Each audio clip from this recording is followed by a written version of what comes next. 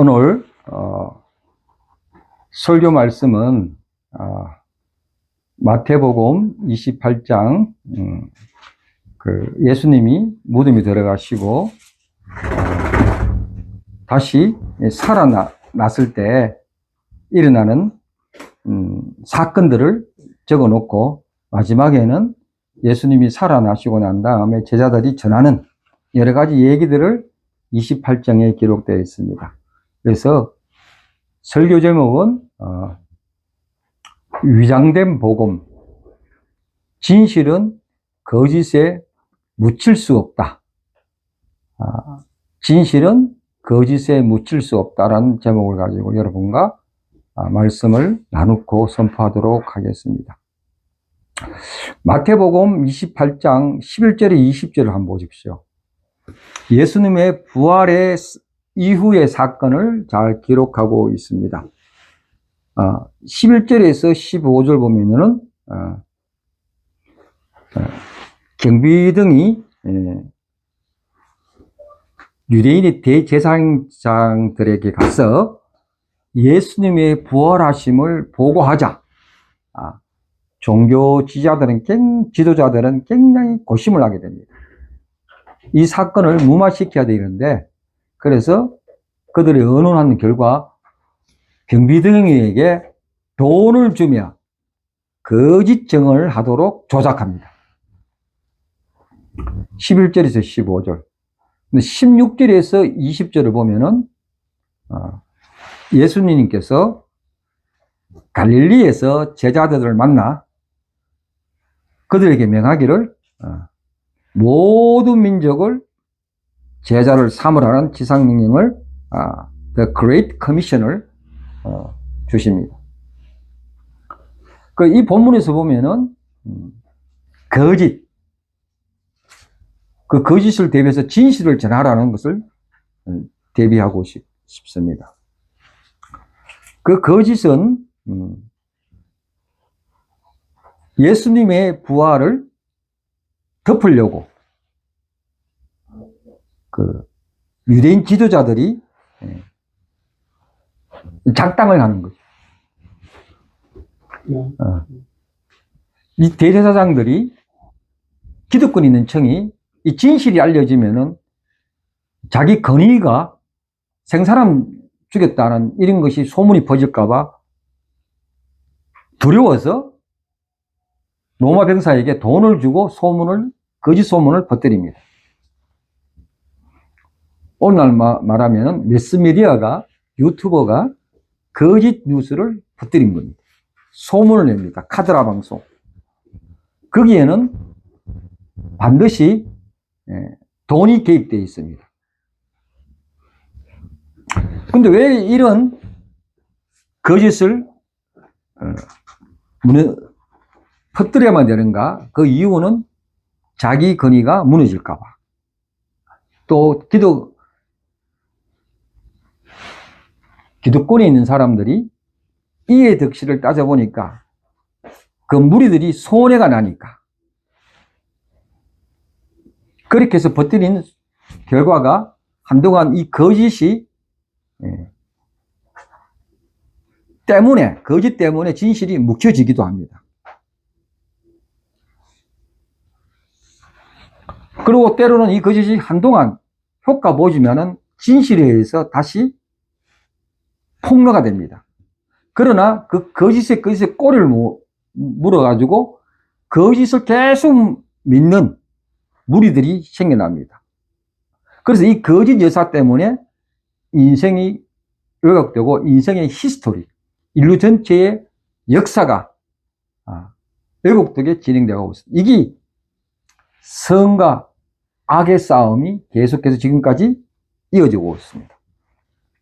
여러분 한번 들어봤죠? 다빈치 코드라고 작가가 댄 브라운이 지은 다빈치 코드라는 게 있는데 여기 보면 황당한 일들이 일어납니다. 예수님이 막달라 마리아하고 결혼해서 아들 놓고 살았다. 그러면서 처음 만찬에 보면 처음 만찬을 막달라 마리아 결혼식이다. 처음 만찬에 보면은 예수님 우편에 이렇게 조금 누워서 이렇게 있는 자를 그걸 막다른 마리아로 그려놨어요. 거기는 12제자, 사도 요한이 옆에 붙어 있는데, 예수님이 사랑하는 자로 붙어 있는데, 그렇게 그려져 있습니다.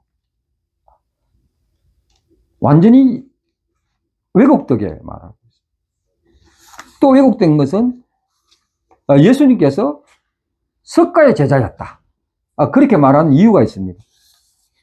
예수님의 생애를 보면은 13세에서 29세가 성경의 기록이 나타나지 않습니다. 그동안 어디 갔나 이거라. 그의 예수의 17년을 어디 갔나 그걸 또 무척 찾아다니는 사람이 있어요. 그래 러시아 저술가 니콜라스 노토비치라는 사람이 인도와 티벳을 여행하다가 티벳으로 기록된 예수라는 이름이 발견됩니다. 그걸 통해 좀 비슷한 인물을 골라서 그 생애가 예수다 이렇게 퍼뜨렸습니다. 또 다른 데는 그 한양대 불문학교 교수 미니시 박사는 법화경과 신약성서라는 걸 개발해서 이 신약성서가 법화경에 영향을 받았다. 그렇게 얘기하기도 합니다. 근데 어떤 거는 최근에 그 오강남 박사 아시죠? 마니토바 교사였던. 그 사람이 예수는 없다. 그 내용을 보면 예수는 하나의 철학자고 뭔가 도를 깨달은 사람이다. 하나의 종교의 교리다. 교주다. 그게 다원주의를 이루었죠. 기가 찰 노릇입니다. 신앙으로 봤을 때는 기가 찰 노릇입니다. 그러나 진실은 묻혀지지 않습니다. 제가 이걸 보고 하나하나 반대 의견을 이 시간에 주장할 수는 없겠습니다만은 자세히 들어가면 자세한 얘기가 반대적인 의견이 거짓이라는 것이 많이 드러납니다. 오늘 본문을 보면은 거짓을 만드는 이들이 자세하게 나와 있습니다. 첫째, 대제사장과 장로, 바리새인들, 기득권에 취해 있는 종교인들. 둘째로 로마 병졸, 총칼을 사용하는 로마 병졸, 권력의 통치자들의 하수인들. 왜 그렇게 하냐? 통치자의 그 입금을 살살 간지르기 위해서. 이 사람들이 야합을 해서 진실을 묻혀버립니다. 진실을 숨기라는 이 집단의 거대한 음모 세력들이 오늘날 역사 속에서 많이 존재합니다.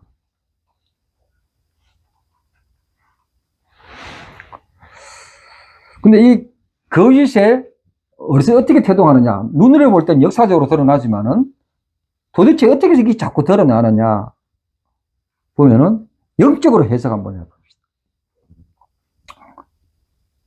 에베소서 6장 12절에 보시면은 12절에 보면은 다 같이 한번 읽어볼까요? 오늘 보내주신 6장 12절 1번이 되어 있습니다. 시작. 우리의 씨름은 혈과 육을 상대하는 것이 아니요 통치자들과 권세들과 이 어둠의 세상 주관자들과 하늘에 있는 악한 영에 상대하는. 겉으로 보기에는 그런 사람이 통해서 조작을 하는데 사람 뒤에 어둠의 주관자가 있다는 거예요. 악한 영이 그렇게 한다는 거예요. 눈에 보이는 것이 다가 아니라는 거예요. 그 배후에는 영적 세력이 있다는 거예요. 그래서 신앙인들은 영적인 싸움을 좀 알아야 됩니다.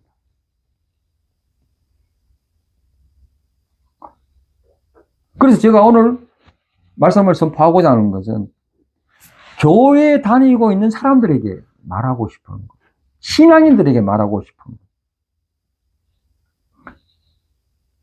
자기가 믿고 있는 신앙이 혹시 위장된 복음에 속아서 그 신앙 체계가 왜곡되게 비뚤어지게 가고 있지 않는가 한번 돌아보자는 거예요.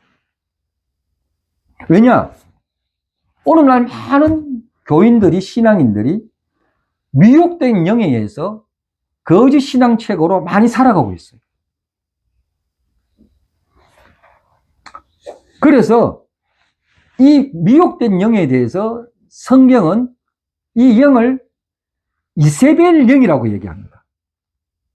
2번 한번 보세요. 성구구절 2번 요한계시록 2장 20절에서 24절 내가 한번 읽어드릴게요.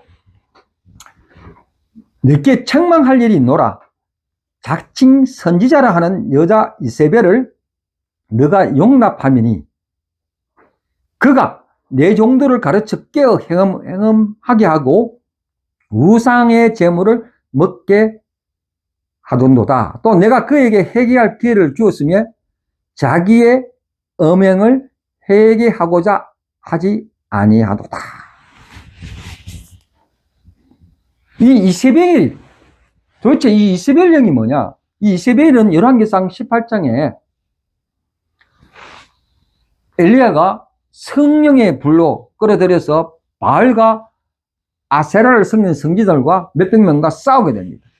그래서 거기서 엘리야가 승리하게 됩니다. 엄나는 이스라엘 영에게 조정을 받고 있던 그 엄나는 영하고 싸워 이기게 됩니다. 그런데 이 이스라엘 영에 처이면서 뒤에서 자기가 왕이 아니면서도 조정을 다 합니다.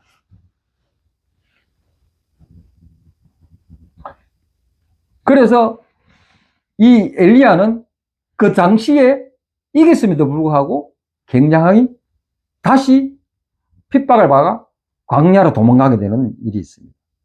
그렇게 엘리야가 하나님 힘을 강하게 해서도 끝내는 이세벨이 무서워서 광야로 도망치는 모형을 보고 있습니다. 그게 요한계시록에 보면은 지금까지 그러한 어둠의 영이 역사하고 있음을 요한계시록에 표현하고 있습니다. 그 이세벨이라는 뜻은 뭐냐?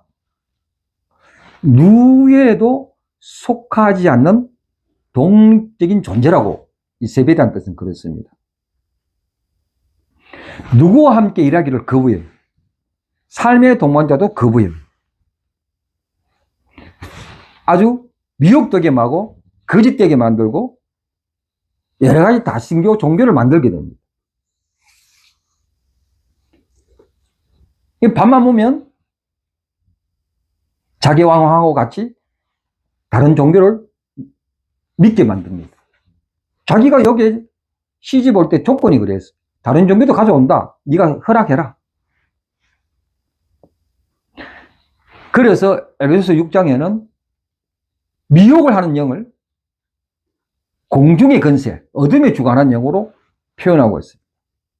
그런데 이것이 예수님께서 이 사실을 알고 이 땅에 오신 거예요. 그 거짓의 영을 폭로화시키기 위해서. 그게 바로 예수님의 십자가 사건이에요.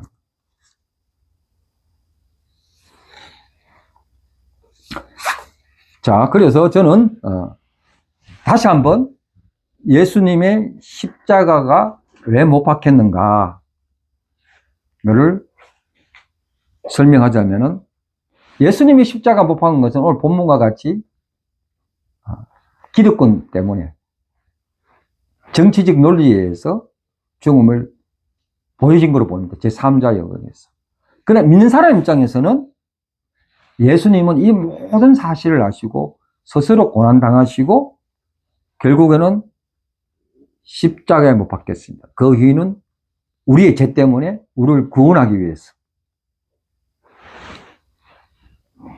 생과 죽음과 그 부활 사이에서 예수님의 삶은 내가 죽어야 너희들이 산다 계속 외쳐가지고 십자가에 못 박혀 들어갔습니다.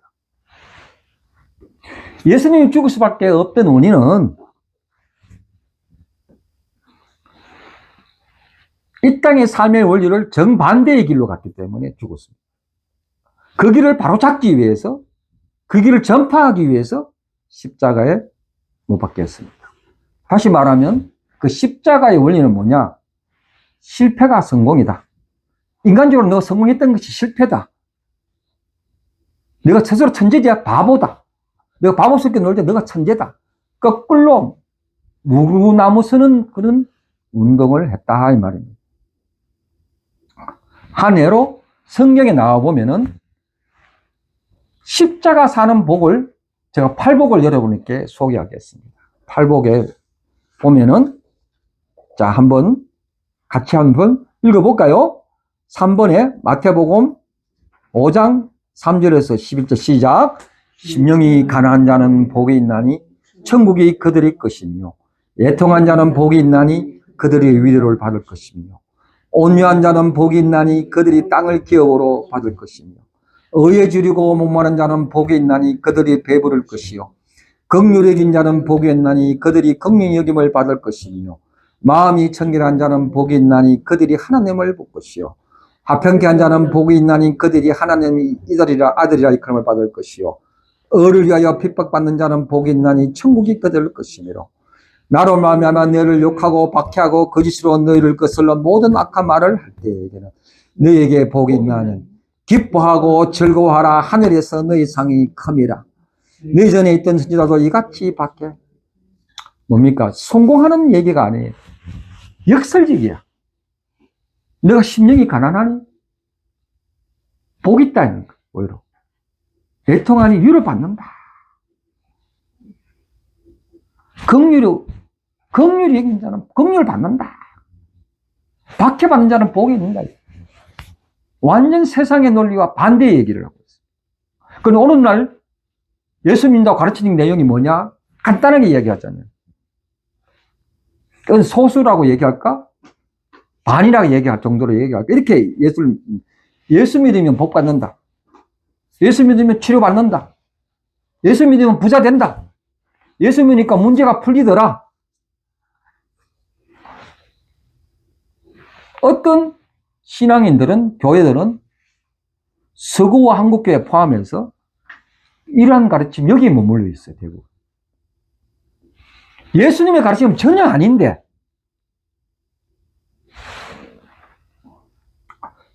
한 예로 다시 구약에 가서 한 예를 들겠습니다. 에서가 야곱의 아들,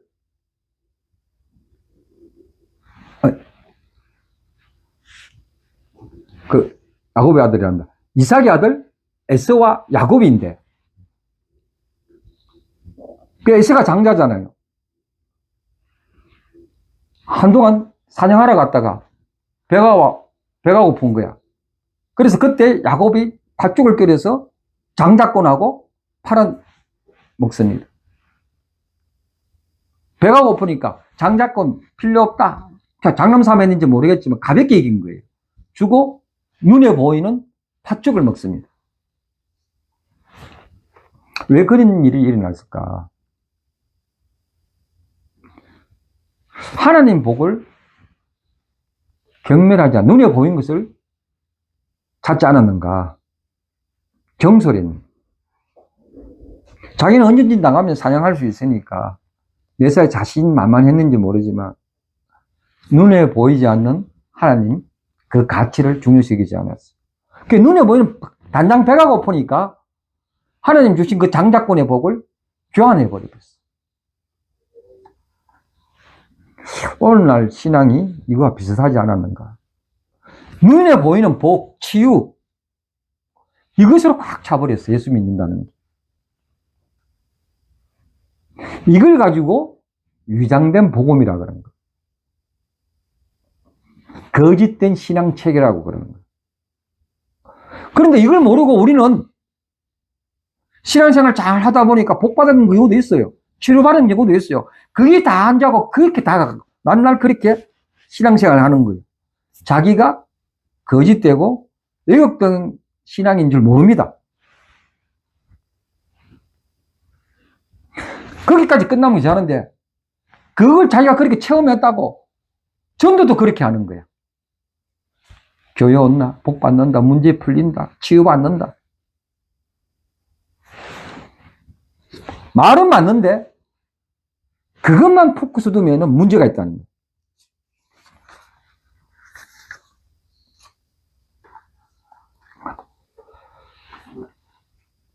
히브리서 12장 17절을 한번 보겠습니다. 너희가 아는 바와 같이 그가 그 후에 축복을 이어받으려고 눈물을 흘리며 구하되 버림바가 되어 회개할 기회를 얻지 못한다. 계속 위장된 신앙을 갖고 있으면은 회개할 기회도 없어진다는 거예요. 위장된 신앙을 계속 그렇게 갖고 복복복복 하다가 큰일 난다는 거야. 복복복 하다가 진짜 주님이 의도하신 뜻을 모르면은 회개할 기회도 없어진다.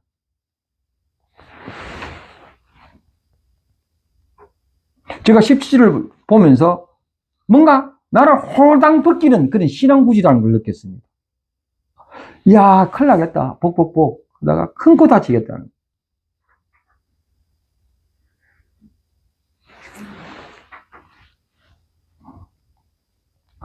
자, 5번에 에레미야 6장 13절에서 15절 같이 읽어보겠습니다.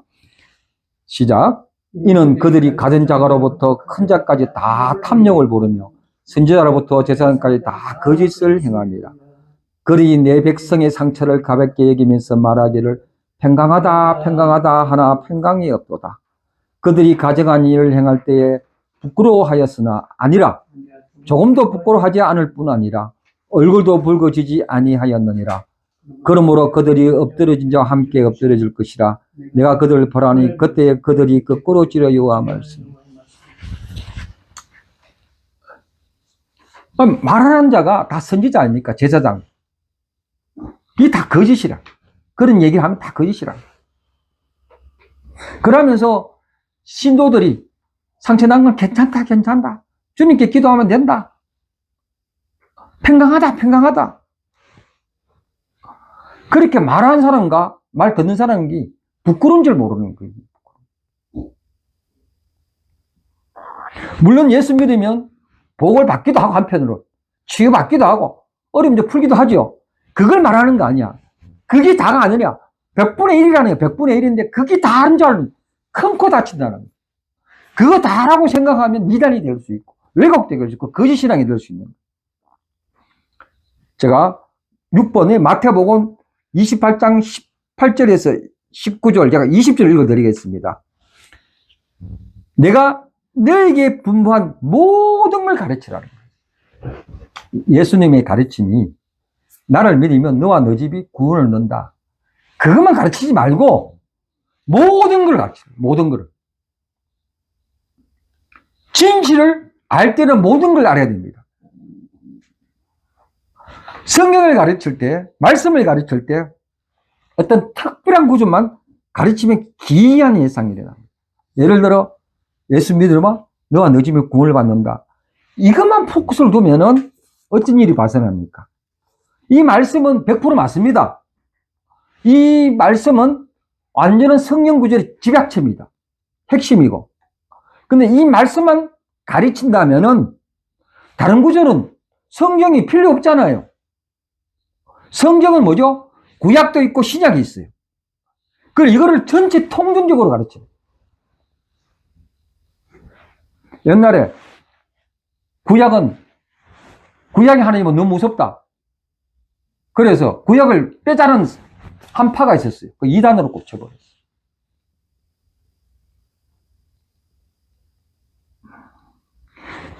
예수 믿고 어떻게 살아야 되는지, 어떻게 구원받고 예수님이 어떻게 삶을 살았는지, 하나님 나라에서 어떻게 삶을 살아야 되는지 이 영적 원리를 알아야 되는 거예요. 알아야 되는 거예요. 그걸 무시하고 예수 믿으면은 큰 코 다칠 수 있다. 복 받는다 소리 하면은 물량주의, 상업주의, 재물주의도 가버려요. 제가 성경 공부하다가 누가 한 분이 그 구원파에 한번 갔다 왔던 사람이 자기네들은 죄를 지어도 구원받는다. 맞아, 죄 지으면 구원받는데 그것만 가르치는 거예요. 이미 우리가 주님을 받았으니까 제 삶 다 받았다. 그 이상이 없다는 거. 문제가 심각해지는 거예요. 그래서 그 여러분 잘 아시죠? 한국에 세월호 사건이 있었잖아요. 그 세월호 컴퍼니가 뭐 구원파의 회사예요. 그런데 나올 때 그 선장과 선원들은 다 살았어. 너희들은 움직이지 마라. 얘기해놓고, 거짓말 시켜놓고. 그 구원파, 그 난리 났습니다. 그런 사상이 있으니까 다른 사람 다 죽이고 자기들은 구원받, 심각한 일. 그리고 복음이 부끄러워하지 않는 거예요. 부끄러워하지 않는 신앙은 뭐냐? 나는 살고 타자는 죽는 신앙. 그게 유장된 복음이에요. 십자가 신앙은 뭡니까? 남이 먼저 사고 내가 죽는 거예요. 그것이 신앙이고 참된 신앙인데 요새 잘 몰라요. 예수 믿거나 교회 다니거나 오로지 나 중심이니까. 나로부터 나오니까 이 세상 삶을 살아가는데 선한 영향력이라는 말이 나오지가 않습니다. 우리가 누굽니까? 복음 전달자. 진리를 전하는 자. 예수의 삶, 십자가, 부활, 정인된 삶을 전하는 자예요. 그럼 복음을 전하는 자가 먼저 삶의 덕목이 있어야 돼요. 주님 안에서 가져야 할 덕목이 있어야 돼요. 그 덕목이 뭐냐? 선한 영향력을 가진 자라는 거예요. 7번 읽어봅시다. 디모데전서 1장 18절에서 19절 다 같이 시작. 아들 디모데야, 내가 너에게 이 교훈으로서 명하노니 전에 너를 치료한 예언을 따라 그것으로 선한 싸움을 싸우며 믿음과 착한 영심을 가지라. 어떤 이들은 이 양심을 버렸고 그 믿음을 가지는 파선하여 선한 싸움을 하나. 선한 양심을 가지라. 그걸 안 가지면 믿음이 파산돼 버린다. 거짓에 이기는 것은 선한 싸움을 하는 거예요. 선한 양심을 하는 거예요. 여러분, 예수 믿고 이 땅에 살아가는데 힘들지요? 그거 계속 하라는 거예요. 예수 믿으면은 아내가 하는 말, 남편이 하는 말, 자식이 하는 말, 그냥 참고. 직장에 있으면은 커스터머들이 계속 짜증나는 말, 계속 참고. 그게 선한 싸움, 현실에서. 양보하는. 이때 선한 양심이 뭐냐 하면요. 그리스도 안에서 양심을 말합니다. 일반 양심이란 거는 셀프 컨센서스. 자기 양심은 파는 수가 있습니다. 그러나 하나님 앞에 양심은, 하나님 안에 있는 양심은 성령님이 계시니까 못 팔게 돼 있어요. 자꾸 찌르는 거예요.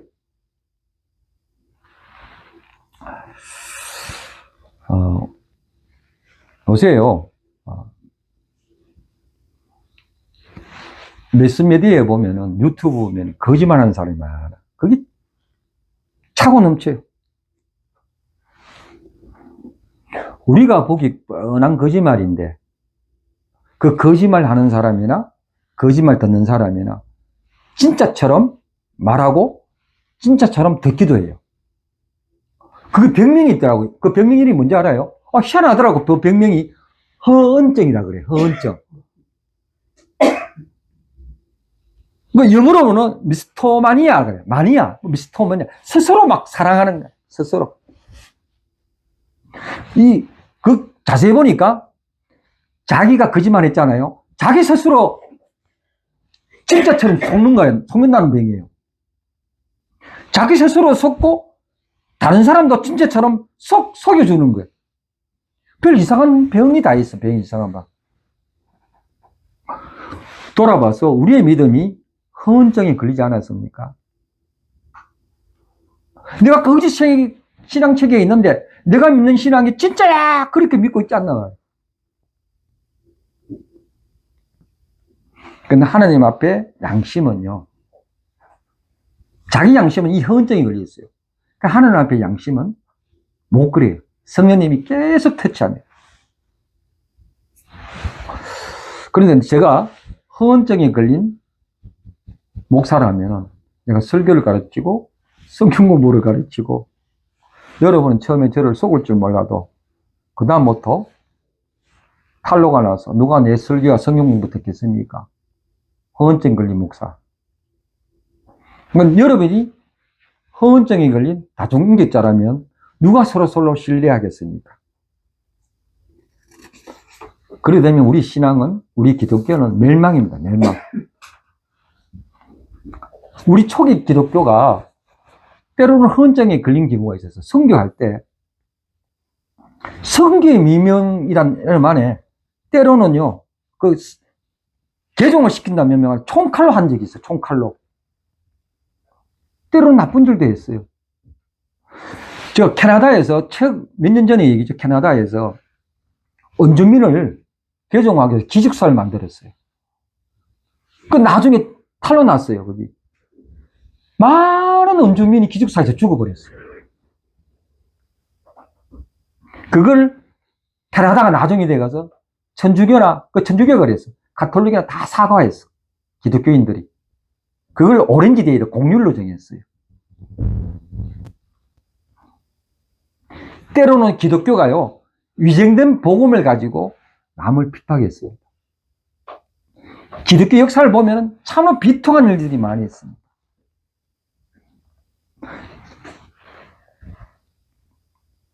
유럽에 지금요, 교회들이 많은 문을 닫고 있고, 그 집에, 그 교회가 술집으로 변하게 되어 있어요. 커피집으로 변하고.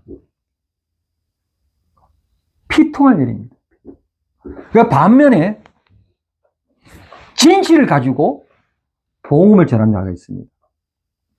여러분, 윌리엄 맥켄지 선교사를 아시는 우리 유명한 우리 교단, 캐나다 장로교의 윌리엄 맥켄지라는 선교사가 있어요. 이분이요, 저 북한에 황해도 가서 소래교회란, 소래교회 아시죠? 소래교회 초대 담임 목사직을 했어요. 한국인이서 이분이 캐나다 장로교에서 그 당시에 보낼 때 돈이 없어서 지금서 못 보냈는데 스스로 이분이 자원해서 목사가 평균들하고 돈을 보태가 혼자 그냥 갔어요. 젊은 때 갔습니다. 이분이 거기서 소래교회에 가서 하는 활동이 어떤 게냐면 외국인처럼 나비 넥타이 먹고 지팡이 베고 콧수염 안 길렸어요. 이분은 자기 옷을 벗어버리고 한국인처럼 살고 한국인 음식을 먹었어요. 그래서 언더우드 아시죠? 언더우드? 유명한 언더우드. 그분이 그 맥켄지를 만났는데 밥을 못 먹고 이러니까 너무 힘드니까 그게 뭐죠? 치즈나 이런 외국 빵을 갖다 줬는데 이분이 그걸 딱 갖고는 안 먹었다는 거예요. 내가 이걸 먹으면은 한국인 선교를 못 한다. 다 나눠줬어. 결국은 한 1년 반에서 2년 정도 소래교회에서 하다가 34살 때 돌아가셨습니다. 비참하게 돌아가셨어요. 진실을 위해서 십자가에 못 박혔군요.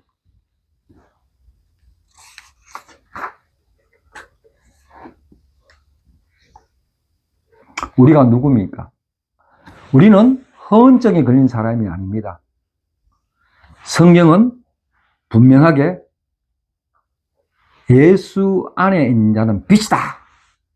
예수 안에 있는 자는 아름다운 덕을 선전하는 자라고 말하고 있어요. 8번 베레전서 2장 9절 한번 보십시다. 다 같이 시작.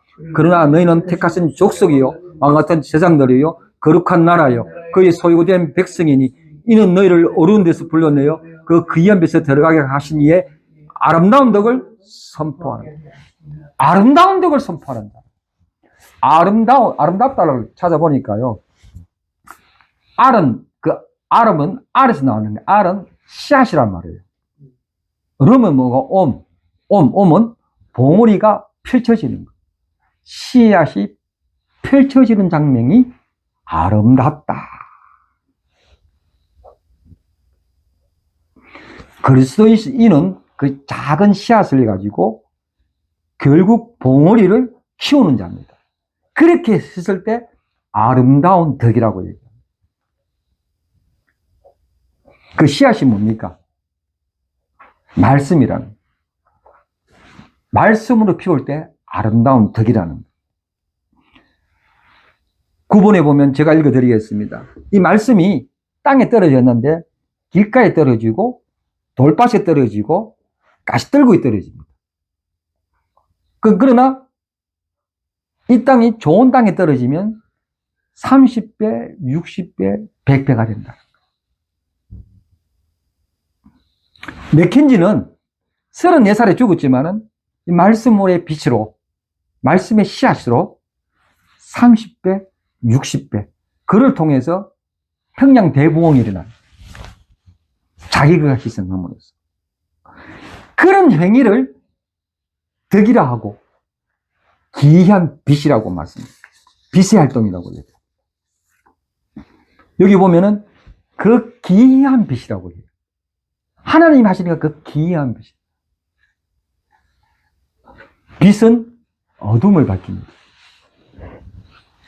제가 한 2, 3주 됐네요. 제가 마칠 때 되면은 한 8시쯤 됩니다. 컴컴해집니다. 그 제가 시동을 켜고 차를 달렸습니다. 한참 달렸는데, 그리고 제가 헤드라이트를 켜지 않고 달렸어요. 근데 밝아. 왜 밝으냐 하면 반대편에서 오는 차가 헤드라이트를 비춰주니까 밝은 거예요. 어두움을 의식하지 못했습니다. 상대방 빛 때문에 제 차가 안전하게 왔어요. 그런데 갑자기 앞길이 안 보여요. 컴컴해졌어요. 가만히 보니까 제가 헤드라이트를 켜지 않은 거예요. 반대편에 빛이 오지 않으니까 그때 비로소 내가 어둠이 없다는 걸 알았는 거예요. 이렇게 빛은 나도 살리고 상대방도 살립니다. 아주 어두운 밭가요. 촛불 하나 가져가면은 싹 밝아집니다.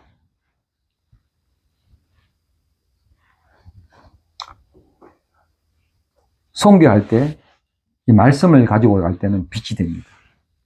근데 말씀의 빛보다 다른 걸 우선해서 가져갔을 때는 결국은 부패가 일어나더라고요. 말씀은 거짓을 드러내고 위장된 것을 드러냅니다. 이런 격언이 있더라고. 홍수가 많이 일어나도 마실 물이 없다는 속담이 있더라고요. 홍수가 많이 일어났는데 마실 물이 없어요. 물이 많아도 사람이 먹을 수 있는 물이 없다면 아무리 갈증이 나도 그 물 마시면 배탈이 납니다. 어느 날 어디에 가더라도요, 어떤 때라도 말씀이 풍부하게 많습니다. 손가락 하나만 움직이면 말씀을 많이 듣고 볼 수 있습니다. 그런데 그 말씀이 위장된 복음이라면 어떻게 사람을 살릴 수 있습니까? 생명을 부여할 수 있겠습니까? 말씀이 홍수 같은데 내 가슴에 들어갈 말씀이 없다면 무엇이 문제입니까? 다시 우리는 영혼을 살리는, 내 가슴을 뜨겁게 하는 십자가와 부활로 돌아가야 됩니다. 우리가 교회가 양적으로 성장하지 못해도, 내가 어리석게 보여도, 천천히 성장하더라도 말씀의 빛으로, 그 말씀의 빛인 근본으로 돌아가야 됩니다.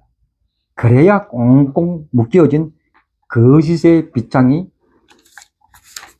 열려집니다. 제가 말씀의 빛이라고 하면서 근본적으로 돌아갑니다. 그 가만 보니까 이 근본적이라는 건 베이직이잖아요. 이 어원이 레디칼이란 그 뿌리, 루트 말과 같은 의미예요. 레디칼이라는 말의 말 뭐냐? 혁명적이란 말이잖아요. 급변적이란 말이잖아요. 근데 더 의미를 찾아보니까 절대적으로 돌아가는 거. 사물을 근본으로 생각해서 절대적으로 돌아가는 거. 그리고 자신의 행동과 생각을 첫 번째 원칙에 맞서 재구성하는 걸 레디칼이라고 해요. 혁명적인, 이걸 혁명적이라 그래요. 즉, 말씀의 빛으로 근본적으로 돌아간다면 혁명적으로 나의 삶을 주님의 삶으로 바꿔보지 않겠습니까? 보자는 거예요. 어떻게 보면 그리스도의 삶은 세상적으로 볼 때 혁명적입니다. 이 말씀을 적을 때 노예 제도가 있었어요. 피라미드 제도로서 딱딱 지배구조, 지배받는 구조가 딱 있었어요. 인종차별이 있었어요. 그런데 성경은 그걸 무시하고 다 같이 형제자매라고 했어요. 또 어렵고 힘들 때 빵과 떡을 서로 나누어 뗐습니다. 이게 레볼루션이에요. 혁명적인. 이게 빛이 삶이에요. 제가 이렇게 얘기하면은 굉장히 공중에 붕 뜬 설교, 뭐 밑바탕이 없는 설교처럼 듣깁니다. 그런데 우리가 믿는 십자가의 도는 이겁니다, 이거. 이걸 삶 속에서 하나님은 지켜나가라고 얘기하는 거예요. 압니다, 제가. 여러분, 그리스도인으로서 현대에 살아가기 대차게 무척 힘듭니다. 특히 요새 난리입니다. 물가가요, 배로 뛰어버렸어요. 그러나 이 복음을 듣는 자들은, 전하는 자와 전하는 자는 말씀의 빛으로 살아갈 수 있는 그 틈을 발견해야 돼요. 틈을 발견하고 연구하고 계속 그렇게 살아가는 우리의 사명인 줄 믿습니다. 그래야 그 선한 양심을 열고 선한 싸움을 다 할 때 그 위장된 신앙, 위장된 복음이 비칠 줄 믿습니다. 이러한 행동이 어느 누구도 알고 나부터 시작하기를 원합니다. 기도하겠습니다. 하나님 아버지, 오늘 설교가 원칙적이고 근본적인지를 모릅니다. 그러나 이것이 주님께서 혁명적이다, 그것이 맞다라고 했을 때 우리는 삶 속에 현대인의 가장 복잡하지만 거기서 그리스도로 살아갈 수 있는 그 단서를 잡아서 그걸 가지고 삶에 적용할 수 있도록 인도해 주시고, 그리고 담대하게 나가며 선한 삶을 다할 수 있도록 인도하여 주시옵소서. 주님 성령으로 역사하여 주시옵소서. 예수 이름으로 기도합니다. 아멘.